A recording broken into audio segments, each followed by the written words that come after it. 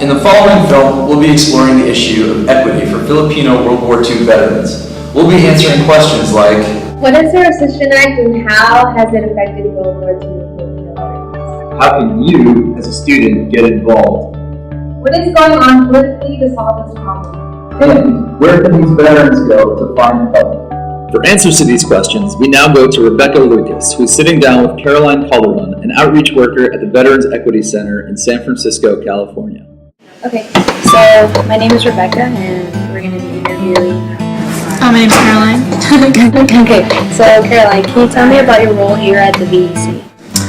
So I work for the Bill Star Housing Program, which is a housing program of the Veterans Equity Center, and I'm the outreach coordinator. And basically, what I do is our target population with Bishop is the South of Market, and I outreach to individuals, families, and seniors about affordable housing that's coming up, and I'm also the program assistant, so anything about, like, we just had a workshop here about how to apply for like affordable housing, and I help out with any daily tasks, and at VEC we also have food distribution, so I also assist in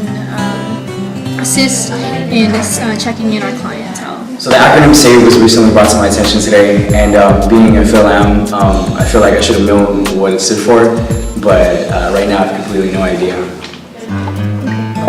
Okay, so before working at the VEC, how were you involved in the Veterano project? So before working at VEC, I was actually a student volunteer. I became part of a group called Student Action for Veterans Equity, SAVE, and SAVE was a coalition of different student groups in the Bay Area. It started out with just UC Davis and SF State, but when I jumped on board SAVE, USF was involved, and then City College and State, and I believe there was someone from Berkeley, but when I was involved, it was mostly State and City College and USF people.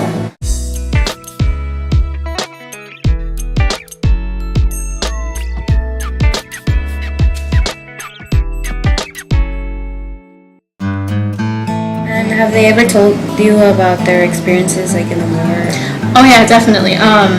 So when I was a student at USF, being a part of SAVE, the VEC formed this internship. It was called Monaco, and basically what they did, the VEC, through VEC, college students were paired with manongs and manongs, and we were all given a manong, and then my manong was actually her husband was a veteran, but he died upon arriving here in the United States. A lot of them do share their experiences about being in the Philippine Scouts or the guerrilla units.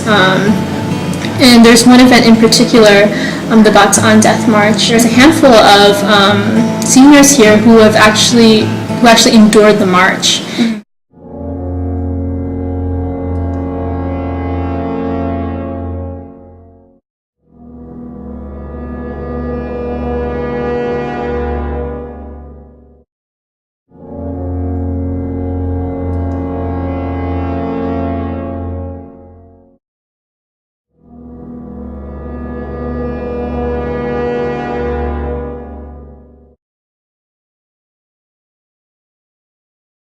What is going on at a political level to find them equity? So, the Veterans Equity Center, they currently, I think I said before, there's 189 pending claims as of 2011 for the lump sum, and over 49,000 veterans have applied for those benefits, and more than half have been denied. And I want to say roughly 18,000 have been accepted. Right now, like, there's not a lot of movement for equity, because that's not really the issue anymore. I mean, equity is a huge word. You know, what does equity mean? Student movement has definitely died down a little. I mean, every November you'll see students marching along, like tons of students marching alongside veterans, Filipino veterans and their families. And the veterans, you know, they'll come in their uniforms. Some of them are still trying to sue the VA. And I mean, that's pretty much like, I think the biggest thing right now is them, those cases. But the movement among students for equity, there's not a lot of movement. But there is a lot of, you know, participation in like volunteering for food distribution. Like we do get a lot of students in that.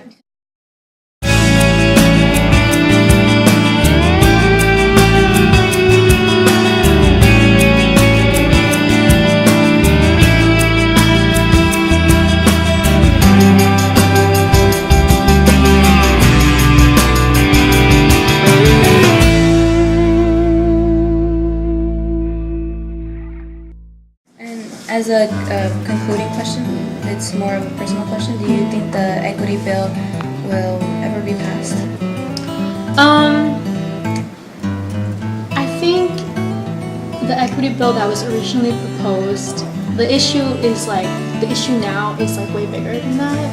Like in 2011, they passed a bill where the stories of the Filipino World War II veterans and their involvement in the relationship with the United States, like that, it is suggested that it be included in social science curriculum for grades 7 through 12. And so I think that's definitely a major victory, a step forward of like getting their stories heard, because you know it's sad to say it, but they're like a dying generation. Yeah. And it's not always about the money. It wasn't always about that. Like remembering them and remembering their struggles and their dedication. And so I think that's definitely a step for that bill for them to be included in the curriculum. That is definitely a step forward, and I know that they appreciated that.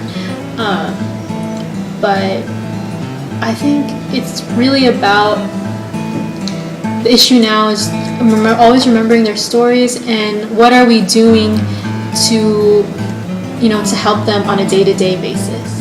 Because I don't think the issue is just now equity in the eyes of the VA or under the eyes of the VA, but it's like equity in terms of like their daily lives, like how are they going to survive, you know, and it's just that's why I'm here. Cool. Okay. So, in the film, we learned what's going on politically, what you can do to help, and where these veterans can go to find help. But what was the cause for this search for equity? It was the 1946 Rescission Act.